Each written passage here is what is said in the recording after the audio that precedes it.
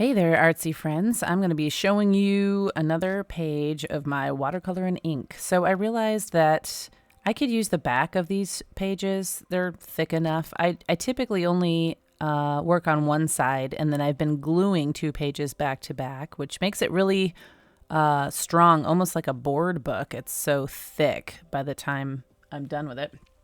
But I decided to just work on the back of a page that I've already worked on and see if that works just fine. And it did. So I am starting with my metallic watercolors that I think I got it like at Home Goods, one of those kind of stores. I'll see if I can find a link if they sell them again. So randomly starting with circles. So I do this process pretty much the same every time, where I'm starting with watercolor. You can use regular watercolors, or these metallic type are really fun. But I wanted to use metallic because the page that you see there to the left, which I didn't do a full video, I just did a short. I did a bunch of short videos while I was sick a few weeks ago. So now I want my page that is, next to it to be similar. I mean, it doesn't have to like match or look like one continuous page spread, but I didn't want it to clash. I didn't want to use like colors that were very, very different or anything. So I'm just starting with these metallics, and they're so fun. Aren't they pretty? They're so shiny. I don't have any particular color order that I'm working in. The only thing that I try to do is, like, when I'm deciding on the next color to use, kind of look and see, like, is it going to be clashy with any of the colors that I've, going to put it next to. Sometimes I'm a little more intentional, and I'll do like analogous colors next to each other, which are the neighbors on the color wheel, or maybe some contrasting colors, or just stick to all warm colors or all cool colors. So there's different ways you can do it, or you can be like completely random, like pretty much like I'm doing here. I typically, like I said, follow this same kind of pattern where I start with some basic shapes and lines, and then I just build on that until the whole page is covered.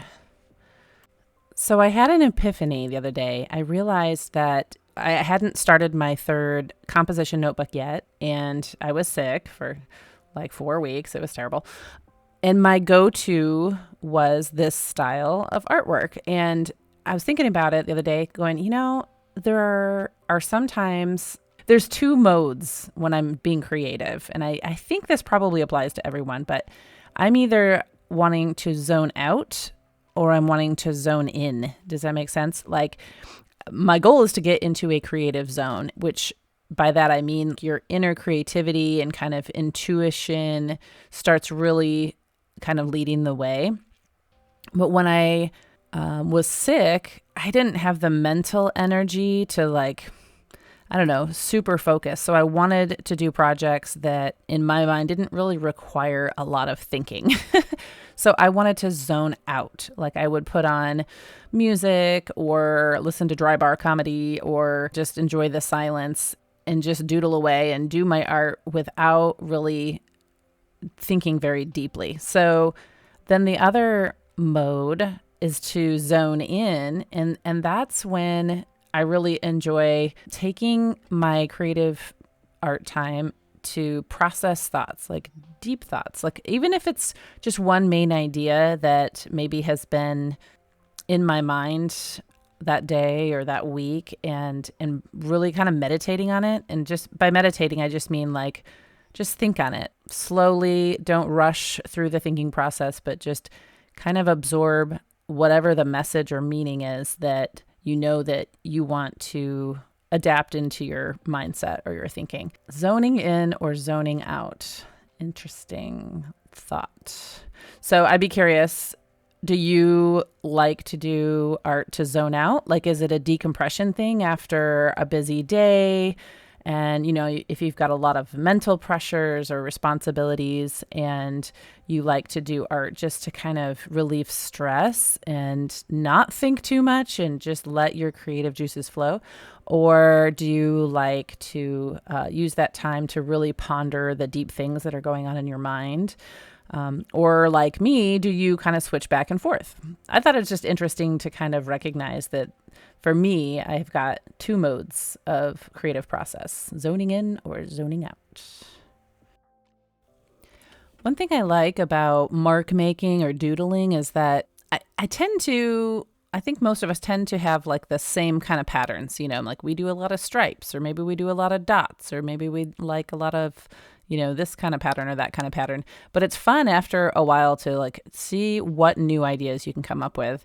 And this was kind of one of those pages where like I made the little flower, and typically I would like color in the flower and leave the background blank. But then I thought, well, what if I just colored in the opposite side of the petal with the black to make it stand out, and just leave the inner petal to itself. And I think it turned out pretty cool. I like it. I always hate it when I'm trying something new, when people say, oh, it's easy, just do this, just do that. It was kind of like that with cooking for me. Like I was never a natural creative person in the kitchen. So like some people would open up their fridge and be like, oh, you can make this, you can make that, just do this, just do that. And I was like, you make no sense to me. I open up my refrigerator and all I see is ketchup. Not that there weren't other items in my refrigerator, but just I didn't see the potential for the combination. It didn't seem natural to me. So I don't want to make anybody feel like, oh, it's easy, you should just know how to do everything. But I do think that when you break it down step by step, like this page that I'm doing, it's not too difficult. Like it really is quite simple. And, most of us, if you can draw a circle and a line and a curve, then I think you can do this. I really do. I have confidence in you. So don't be hard on yourself. We're always our own worst critic. And it's just art. Just have fun. You're not selling it for $1 million in a gallery somewhere. Well, maybe some of you are, but you're probably not doing this kind of art. But just have fun. That's the whole point. Okay, I'm going to sign off here and just let you watch the rest of the process with some music. Thank you for hanging out with me. I hope that you come back and hang out with me again and that you're inspired. And we'll see you later. Grace and peace be yours in abundance.